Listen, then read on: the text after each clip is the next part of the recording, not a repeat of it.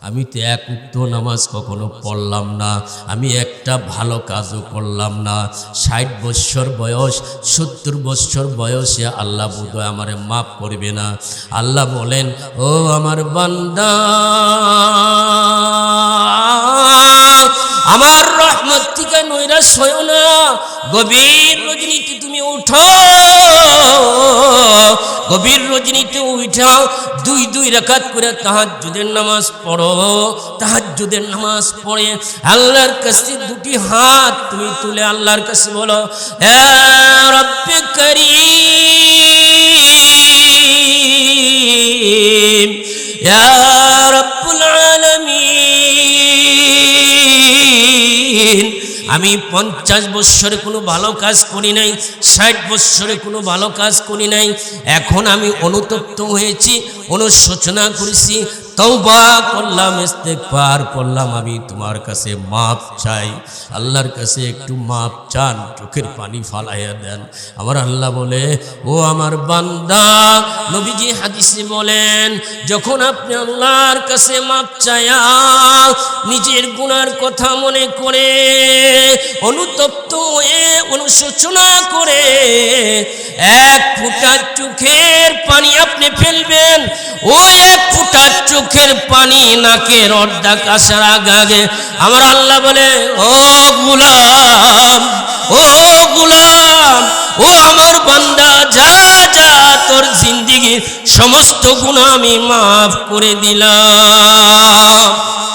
ইল্লা মান আতাল্লাহা বিকলবিন সালিম।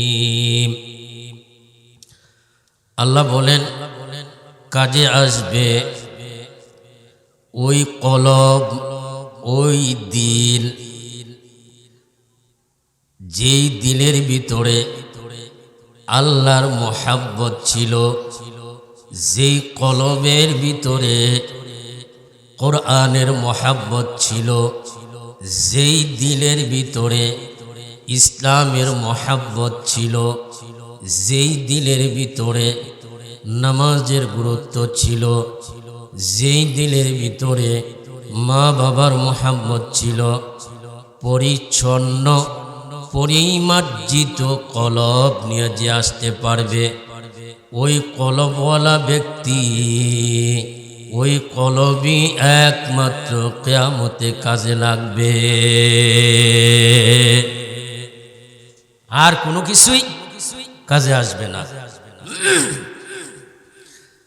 সম্মানিত আমার ভাইয়েরা,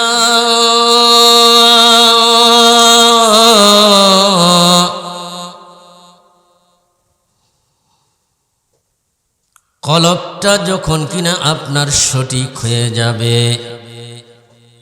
এই কলব হলো সমস্ত অঙ্গ প্রত্যঙ্গর লিডার, এই কলব হলো হাতের লিডার, এই কলব হলো চোখের আমির লিডার, এই কলব হলো আপনার ব্রেনের লিডার। অর্থাৎ এই কলব যদি ঠিক হয়ে যায়, সমস্ত অঙ্গ প্রত্যঙ্গ ঠিক হয়ে যাবে। এই কলবের মধ্যে যখন আল্লাহর মোহাব্বত আসবে, এই দিলের মধ্যে যখন কোরআনের মোহাব্বত আসবে, এই দিলের মধ্যে যখন কিনা নামাজের গুরুত্ব আসবে, এই দিলের মধ্যে যখন আলেম ওলামার মোহাব্বত আসবে, মা বাবার মোহাব্বত আসবে, তখন আপনার সমস্ত দেহটা, সমস্ত অঙ্গ প্রত্যঙ্গ ঠিক হয়ে যাবে। আল্লাহর রাসূল ডাকতে বলেন, আমার উম্মতেরা রে, আলা ইন্না ফিল জাসাদি লামুদগা ইযা সলুহাত সলুহাল জাসাদু কুল্লুহু ওয়া ইযা ফাসাদাত ফাসাদাল জাসাদু কুল্লুহু আলা ওয়া হিয়াল কলব। নবীজি ডাকতে বলেন, মানুষের ভিতরে একটা গোশতের টুকরা আছে। এই গোশতের টুকরা যদি কালো হইয়া যায়, এই গোশতের টুকরার মধ্যে যদি গুনাহের দাগ পড়ে যায়, এই গোশতের টুকরার মধ্যে যদি কিনা কবিরায় গুনাহ জাগা নিয়া যায়, এই গোশতের টুকরার মধ্যে যদি কিনা শিরকের আবর্জনা পৌঁছে যায়, এই গোশতের টুকরার মধ্যে বেদাত গুনাহের আবর্জনা যদি পৌঁছে যায়, তাহলে ওই ব্যক্তির নামাজ ভালো লাগে না, ওই ব্যক্তির কোরআন তেলাওয়াত ভালো লাগে না, ওই ব্যক্তির মা বাবার খেদমত করা ভালো লাগে না, ওই ব্যক্তি মানুষের সাথে ভালো আচরণ করতে পারে না। আর ওই গোশতের টুকরা যখন কিনা গুনাহের কালিমা মুক্ত হয়ে যাবে, আর ওই গোশতের টুকরা যখন কিনা সকালবেলা ফজরের পরে জিকির করবেন লা ইলাহা ইল্লাল্লাহ, লা ইলাহা ইল্লাল্লাহ, কোরআন তেলাওয়াত করবেন, আবার এশারের পরে আবার জিকির করবেন, সব সময় আল্লাহর মোহাব্বত নিয়ে চলবেন, তখন ওই গোশতের টুকরা সাদা হয়ে যাবে, গোশতের টুকরা কালিমা মুক্ত হয়ে যাবে, গোশতের টুকরা ফর্সা হয়ে যাবে। তখন নামাজ ভালো লাগবে, রোজা ভালো লাগবে, সদকা ভালো লাগবে, মা বাবার খেদমত ভালো লাগবে, ইসলামের কথা ভালো লাগবে, ওয়াজ মাহফিল ভালো লাগবে। আর যদি কলব কালা হয়ে যায়, গুনাহের কালিমাটা ডেকে যায়, তাহলে আপনার ভালো কাজ ভালো লাগবে না। আল্লাহর রাসূল বলেন ওই গোশতের টুকরার নাম হলো কলব। ওই গোশতের টুকরার নাম কি? সবাই বলেন কলব। সম্মানিত আমার ভাইয়েরা, আল্লাহর মোহাব্বত ভিতরে চলে আসলে কি অবস্থা হয় আপনাদেরকে শোনাই আমি। হযরত ইব্রাহিম আলাইহিস সালাম, খেয়াল করেন, হযরত ইব্রাহিম আলাইহিস সালাম বকরির পাল চড়াইতেছেন। ওই বকরির পালের কাজ দিয়ে একজন পথিক গুনগুন গুনগুন করে আমার আল্লাহর নামের তাসবিহ পড়ে। পথিক পড়তেছে সুবহানাজিল মুলকি ওয়াল মালাকুতি, সুবহানাদিল ইজ্জতি ওয়াল আজমতি ওয়াল হাইবতি ওয়াল কুদরতি ওয়াল কিবরিয়াই ওয়াল জাবারুত। আল্লাহর পয়গম্বর হযরত ইব্রাহিম ডাক দিয়ে বলে, পথিক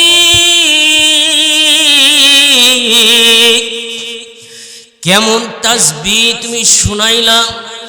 আমার আল্লাহর নামের তাসবিহ, শব্দ চয়ন কত সুন্দর, অর্থ কত সুন্দর, এত সুন্দর তাসবিহ তুমি শুনাইলা। পথিকেরে অনুরোধ করি আরেকবার তুমি আমার এই তাসবিহটা শোনাও। ওই পথিক ডাক দে বলে,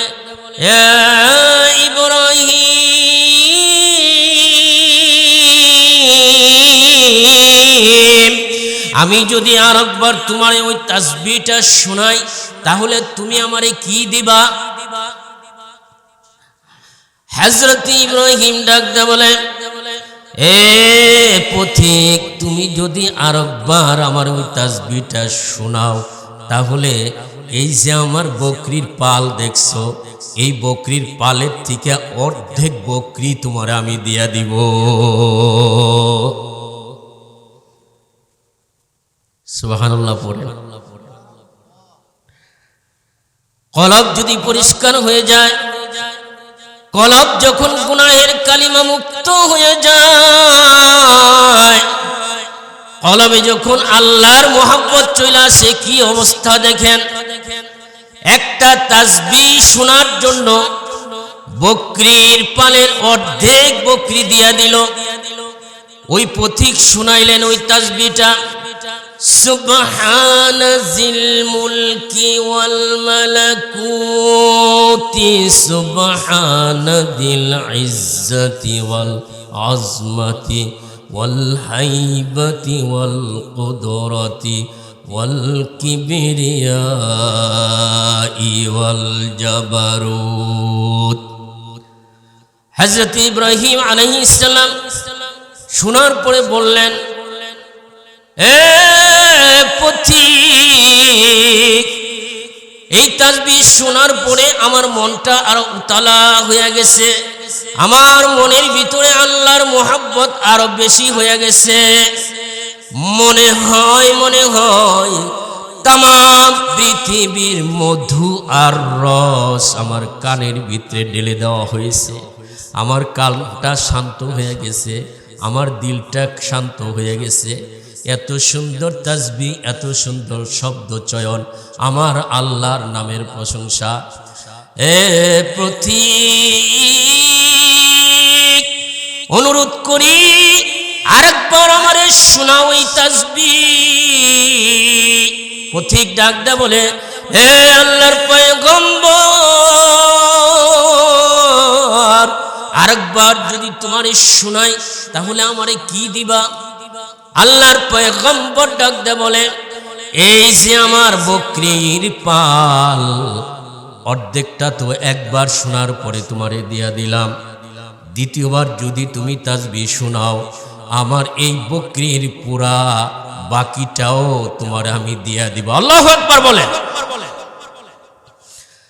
পথিক শুনাইলেন, শুনানোর পরে আল্লাহর পয়গম্বর ডাক দে বলে, আমার মন ভরে নাই, আমার মন ভরে নাই।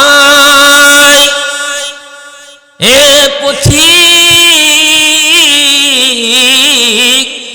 শুনাইবে কি আরেকবার? পথিক ডাক দে বলে, ও আল্লাহর পয়গম্বর ইব্রাহিম, একবার শুনানোর পরে অর্ধেক বকরি আমারে দিয়া দিলাম, দ্বিতীয়বার শুনানোর পরে বাকি বকরিগুলো আমারে দিয়া দিলাম, এইবার তৃতীয়বার আমি তোমারে তাসবিহ শুনাইব, তুমি আমারে কি দিবা? আল্লাহর পয়গম্বর চোখের পানি ছেড়ে দেয়া ডাক দে বলে, এ পথিক, এইবার যদি তুমি আমারে তাসবিহটা শোনাও তাহলে বকরি তো আমার কাছে নাই আর দেওয়ার মতো। এই বকরির মালিক সব তোমারে বানায় দিলাম, এই বকরিগুলি রাখার জন্য তো একজন রাখালের দরকার। আরেকবার যদি তুমি আমারে ওই তাসবিহটা শোনাও, আমি তোমার বাড়িতে যাইয়া তোমার বকরির রাখাল হইয়া যাইব। সুবহানাল্লাহ। এইবার পথিক ডাক দে বলে, ইব্রাহিম,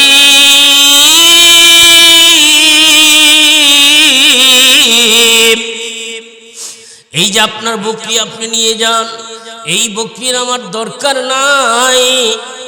আমি কোনো মানুষ না, আমি আল্লাহর পাঠানো ফেরেশতা। আমার আল্লাহ বলেছে, এ ফেরেশতা, যা যা আমার ইব্রাহিমের সামনে, আমার নবীর সামনে, পয়গম্বরের সামনে আমার নামের তাসবিহ পড়ো। দেখো আমার পয়গম্বর আমার নামের মূল্য কত নির্ধারণ করে। এই জন্য তুমি আল্লাহকে কিরকম ভালোবাসো পয়গম্বর, আমার আল্লাহ এটা বুঝানোর জন্য আমারে পাঠাইয়াছিল। এ ইব্রাহিম, তোমার বকরি তুমি নিয়ে যাও, আমি দুনিয়ার কোনো মানুষ না, আমি আল্লাহর পাঠানো ফেরেশতা। জোরে বলেন সুবহানাল্লাহ। সম্মানিত আমার ভাইয়েরা, আল্লাহ তাআলা বলেন ইয়াউমা লা ইয়ানফাউ মালু ওয়ালা বানুন, কিয়ামতের ময়দানে সন্তান কোনো কাজে আসবে না, ছেলে মেয়ে কোনো কাজে আসবে না, ধন সম্পত্তি কোনো কাজে আসবে না। একমাত্র কাজে আসবে পরিচ্ছন্ন পরিমার্জিত কলব, পরিচ্ছন্ন ঝকঝকা কলব। কলবের মধ্যে কোনো গুনাহে কবিরা ছিল না, যেই কলবের মধ্যে শিরকের গুনাহ ছিল না, যেই কলবের মধ্যে বেদাতের গুনাহ ছিল না। ও আল্লাহর বান্দারা, তোমাদের ঘর তোমরা পরিষ্কার রাখো। তোমাদের ঘরের মধ্যে কোনো ময়লা পড়লে কাজের মেয়েদেরকে বকাঝকা করা হয়, কেন ঘরটা তুমি পরিষ্কার করো নাই, কেন ঘরের মধ্যে ময়লা? নিজের স্ত্রীকে বকাঝকা করা হয়, হাই কেন তুমি ঘরটা পরিষ্কার করো না? আল্লাহ বলেন আমার মোহাব্বতের জায়গা হলো তোমার কলব। এ আমার গোলাম, তোমার ঘরটা তুমি পরিষ্কার রাখতে চাইলা, তোমার ঘরের মধ্যে কোনো ময়লা আসলে তুমি সাথে সাথে কাজের মেয়েদেরকে বকাঝকা করলা, তোমার ঘর পরিষ্কার করার তুমি ব্যবস্থা করলা। আমার মোহাব্বতের জায়গা হলো কলব, অথচ এই কলবটা, এই দিলটা তুমি গুনাহের কবিরার আবর্জনা দিয়ে, শিরকের আবর্জনা দিয়ে, বেদাতের আবর্জনা দিয়ে, নামাজ না পড়ার গুনাহে দিয়া আমার ঘরটা তুমি ডাস্টবিন বানাইলা রাখলা, অথচ তোমার ঘর তুমি পরিষ্কার রাখলা, আমার ঘর তুমি অপবিত্র রাখলা। এই জন্য আল্লাহ তাআলা বলেন মান কানা ফি হাযিহি আ'মা ফাহুয়া ফিল আখিরাতি আ'মা ওয়া আদাল্লু সাবিলা।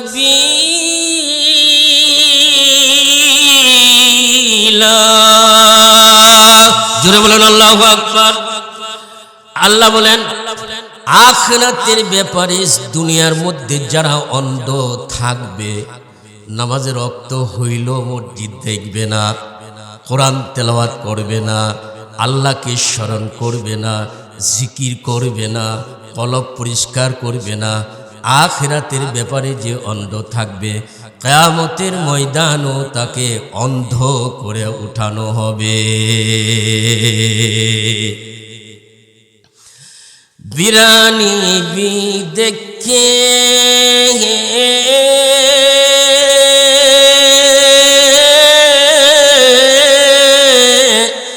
আবাদি বি দেখে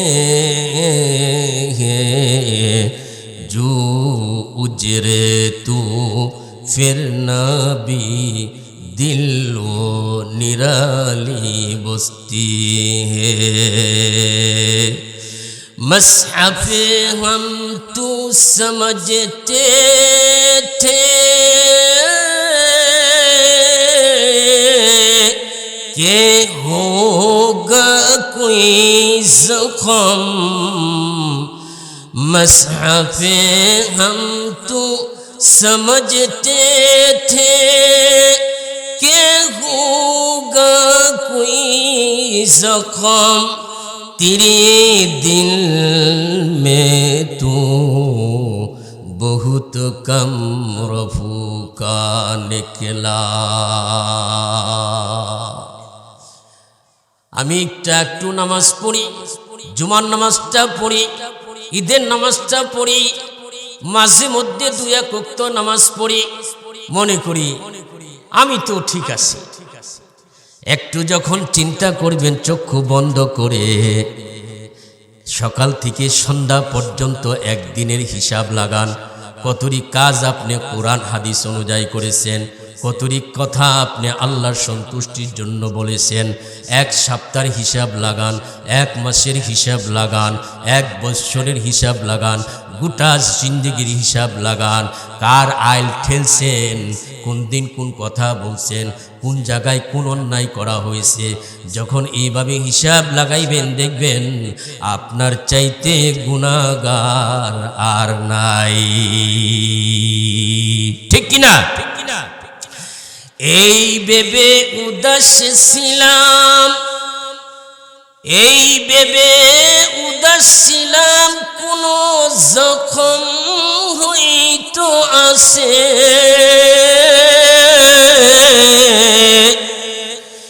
এই ভেবে উদাস ছিলাম, কোন জখম হয়তো আছে।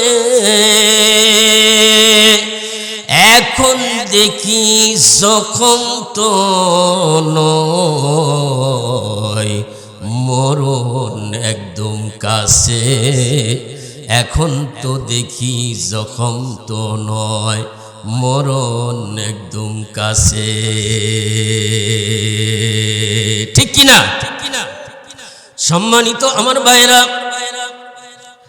আল্লাহ রাসূল বলেছেন, লা ইয়াশরাবান্না নাসুন মিন উম্মতি ওয়াল খামরা ইয়াশরাবুনাহা বিগাইরি ইসমিহা ইউযাফু আলা রুউসিহিম বিল মাআজিফি ওয়াল মুগান্নায়াতি ইয়াখসিফুল্লাহু বিহিমুল আরদা ওয়া ইয়াজআলু মিনহুমুল কিরাদাতা ওয়াল খানাজির। কলব যদি পরিষ্কার থাকতো তাহলে এরকম হইতো না। আজকে এলাকার যুবকরা হারাম হারাম মদ খায়, মদ গাঞ্জা খায়। এলাকার ছেলেরা, আগে শহরের বস্তির ছেলেরা খাইতো। মদ খাওয়া হালাল, মদ খাওয়া হালাল না হারাম বলেন? নেশা করা হালাল না হারাম? গাঞ্জা খাওয়া হালাল না হারাম? মদের নাম আবার পাল্টায় নেয়। রাসূলুল্লাহ সাল্লাল্লাহু আলাইহি ওয়াসাল্লাম বলেছেন, কিয়ামতের আগে আমার উম্মতের মধ্যে কিছু লোক হবে, মদের নাম পাল্টায়া দিবে, মদের নাম পাল্টায়া দিয়া বিভিন্ন নামে খাবে।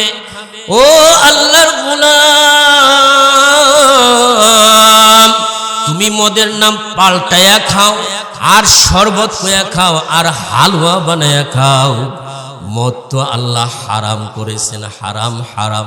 ইয়া আইয়ুহাল্লাযীনা আমানু ইন্নামাল খামরু ওয়াল মাইসিরু ওয়াল আনসাব রিজসুম মিন আমালিশ শাইতান ফাজতানিবুহু লাআল্লাকুম তুফলিহুন। আল্লাহ বলেছেন, মদ, জুয়া, তাস খেলা এগুলি হারাম, এগুলি শয়তানের কাজ, এগুলির থেকে দূরে থাকো। মদ খাইলে আমার আল্লাহ বেজার হয়। মদের নাম পাল্টায় দেখার যেটাই করুক, মদ খেলে আমার আল্লাহ বেজার হয়। তাস খেললে আমার আল্লাহ বেজার হয়। তারপরে জুয়া খেললে আমার আল্লাহ বেজার হয়। এগুলির থেকে বাঁচার জন্য বলেছেন। সম্মানিত আমার ভাইয়েরা, নবীজি বলেন মদের নাম পাল্টায়া দিবে। আল খামরা ইউসাম্মুনাহা বিগাইরি ইসমিহা ইউযাফু আলা রুউসিহিম বিল মাআজিফি। বাদ্য যন্ত্রের ব্যবস্থা করবে। গানের মধ্যে কত রকমের বাদ্য বাজায়, কত রকমের যন্ত্র বাজায়। হ্যাঁ, ব্যান্ড সঙ্গীত নাকি কয়, কি কয় কি না কয় বোঝাই যায় না। খালি খালি শব্দ, খালি শব্দ, বাদ্যযন্ত্র বাজাবে। এরপরে গানের ব্যবস্থা করবে। ওয়াল মুগান্নায়াতি, আল্লাহর হাবিব বলেন, ইয়াকসিফুল্লাহু বিহিমুল আরদা ওয়া ইয়াজআলু মিনহুমুল কিরাদাতা ওয়াল খানাজির। এক সময় আমার আল্লাহ গজব নাজিল করে ওই লোকদেরকে মাটির নিচে ধসায়া দিবেন। সম্মানিত আমার ভাইয়েরা, এই জন্য আল্লাহর মোহাব্বত ভিতরে আনতে হবে। আল্লাহর মোহাব্বত যখন কিনা ভিতরে আসবে, বাইতুল্লাহ আল্লাহর ঘর, তারে আমরা আল্লাহর ঘর বলি, কাবা ঘরকে। কেন? সেখানে কি আল্লাহ থাকে নাকি? সেখানে তো আল্লাহ থাকে না। সেখানটা বাইতুল্লাহকে, কাবা ঘরকে বাইতুল্লাহ কেন বলি? আল্লাহ তাআলার নূর সেখানে হতে থাকে, আল্লাহ তাআলার রহমতের বৃষ্টি সেখানে হতে থাকে। সম্মানিত আমার ভাইয়েরা, আপনি যখন 5 ওয়াক্ত নামাজ পড়বেন, কবিরা গুনাহ ছেড়ে দিবেন, মদ খাওয়া ছেড়ে দিবেন, ঘুষ খাওয়া ছেড়ে দিবেন, সুদের কারবার করবেন না, সকালে জিকির করবেন, ফজরের নামাজের পরে, এশারের নামাজের পরে জিকির করবেন, তখন কোরআন তেলাওয়াত করবেন, তখন আপনার দিলের মধ্যে আল্লাহর রহমতের বাড়ি দ্বারা আপনি হতে থাকবে। এই জন্য আল্লাহ তাআলা কোরআনে কারীমের মধ্যে বলেছেন, ইন্নাল্লাহা আশতারা মিনাল মুমিনিনা আনফুসাহুম বিআমওয়ালিহিম ইন্নাল্লাহা আশতারা মিনাল মুমিনিনা আনফুসাহুম বিআন্নাহুল জান্নাহ। আল্লাহর বান্দা ও আল্লাহর গোলাম, জান্নাতের বিনিময় আল্লাহ তোমার জান এবং মাল ক্রয় করে নিয়েছে। তুমি জান্নাতের মালিক হয়ে যাইবা। তোমার জানটা তুমি আল্লাহর জন্য মেহনত করো, তোমার জানটাকে তাবলীগের চিল্লা লাগাইতে দাও, তোমার জানটাকে ফজরের নামাজের সময় তুমি কষ্ট করে ওযু করে আল্লাহর সামনে হাজিরা দাও, আজান দিলেই মসজিদে চলে আসো।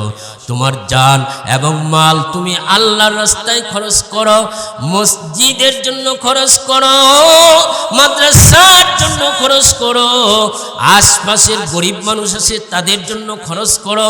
বিনিময় আল্লাহ তাআলা আপনাকে জান্নাত দান করবেন, বলেন সুবহানাল্লাহ। সম্মানিত আমার ভাইয়েরা, আল্লাহ তাআলা তাদের প্রশংসা করেছেন যারা সকাল বিকাল জিকির করে। আপনি নৈরাশ হইেন না, আপনি নৈরাশ হইবেন যে আল্লাহ আমারে এখন হয়তো মাফ করবে কি করবে না। না না না, আল্লাহ মাফ করবে। আল্লাহ বলেন, কুল ইয়া ইবাদিয়াল্লাযীনা আসরাফু আলা আনফুসিহিম লা তাকনাতু মির রাহমাতিল্লাহ ইন্নাল্লাহা ইয়াগফিরুয যুনুবা জামিআ ইন্নাহু হুয়াল গফুরুর রহিম।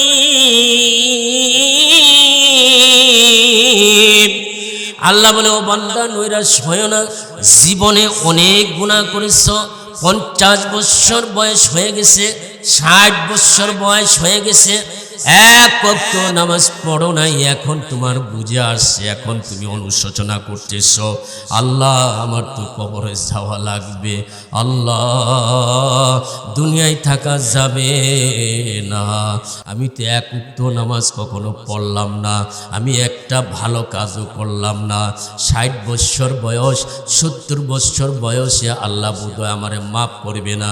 আল্লাহ বলেন, ও আমার বান্দা, আমার রহমত থেকে নৈরাশ হয়ো না, গভীর রজনীতে তুমি উঠো, গভীর রজনীতে উঠাও, 2 রাকাত করে তাহাজ্জুদের নামাজ পড়ো, তাহাজ্জুদের নামাজ পড়ে আল্লাহর কাছে 2টি হাত তুমি তুলে আল্লাহর কাছে বলো, ইয়া রব্বে কারীম, ইয়া রব্বুল আলামিন, আমি 50 বছরে কোনো ভালো কাজ করি নাই, 60 বছরে কোনো ভালো কাজ করি নাই, এখন আমি অনুতপ্ত হয়েছি, অনুশোচনা করেছি, তওবা করলাম, ইস্তেগফার করলাম, আমি তোমার কাছে মাপ চাই। আল্লাহর কাছে একটু মাপ চান, চোখের পানি ফালাইয়া দেন। আমার আল্লাহ বলে, ও আমার বান্দা, নবীজি হাদিসে বলেন, যখন আপনি আল্লাহর কাছে মাপ চায়া নিজের গুনার কথা মনে করে অনুতপ্ত হয়ে অনুশোচনা করে এক ফোঁটা চোখের পানি আপনি ফেলবেন, ওই এক ফোঁটা চোখের পানি নাকের অর্ধেক আসার আগে আমার আল্লাহ বলে, ও গোলাম, ও গোলাম, ও আমার বান্দা, যা যা তোর জিন্দেগির সমস্ত গুনাহ আমি মাফ করে দিলাম। সম্মানিত আমার ভাইরা, এই টপিকের উপরে আরও অনেক আয়াত আছে, অনেক হাদিস আছে, সময় অনেক কম, এই জন্য আমি সামনে খুব একটা বাড়তে পারতেছি না। আমি আর কয়েকটা কথা বলবো। এই কবরস্থানে আপনার বাবা শুয়ে আছে, এই কবরস্থানে আপনার দাদা শুয়ে আছে, আমার আব্বাও এই কবরস্থানে শুয়ে আছে। বেশি দিন হয় না, 1 বছর হয়েছে আমার মা এখানে শায়িত আছে, আমার ভাই এখানে শায়িত আছে, আপনাদের সকলেরই বাপ দাদা ভাই বিরাদার এখানে শায়িত আছে। ও আমার বাবারা, ও আমার এলাকাবাসী, দাবি নিয়ে কথা বলি, পায়ে হাত রেখে কথা বলি। যাদের মা আছে কখনো মায়ের আঘাত করিও না, কখনো মাকে কষ্ট দিও না, বাবাকে কষ্ট দিও না। তুমি যদি তোমার মাকে কষ্ট দাও, তুমি যদি তোমার বাবাকে কষ্ট দাও, আমার আল্লাহ রসুলকে জিজ্ঞেস করেছেন সাহাবী, ও আল্লাহর রসুল, মা বাবার কোনো হক কি আমার উপরে আছে কিনা আমি সন্তান হিসাবে?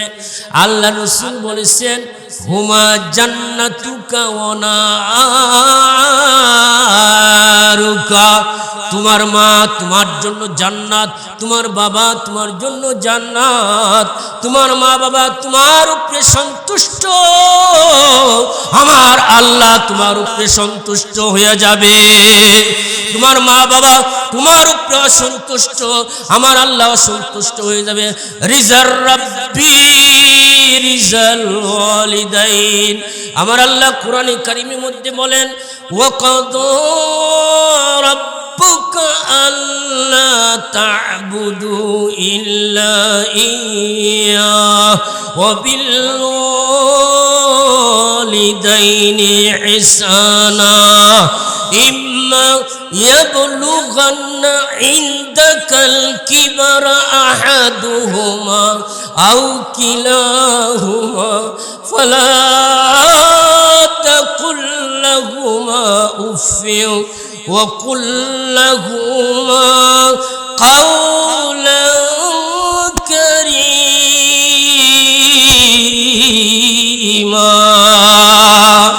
আল্লাহ বলেন, ও আমার বান্দা, ও আমার গোলাম, আমার ইবাদত কর।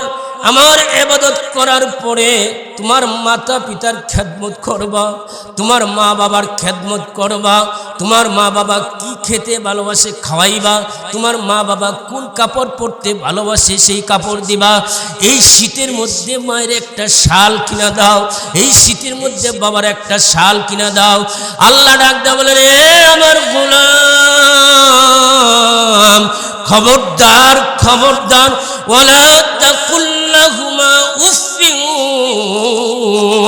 কখনো মায়ের সাথে চোখ মুটা করে কথা বলিও না। ওহ বাবা বুঝো না, মা বুঝো না, ওহ কইয়া উফফিন কইয়া চোখ মুটা করে কথা বলো না। মা বাবার সাথে তোমরা কথা বলবা কিভাবে?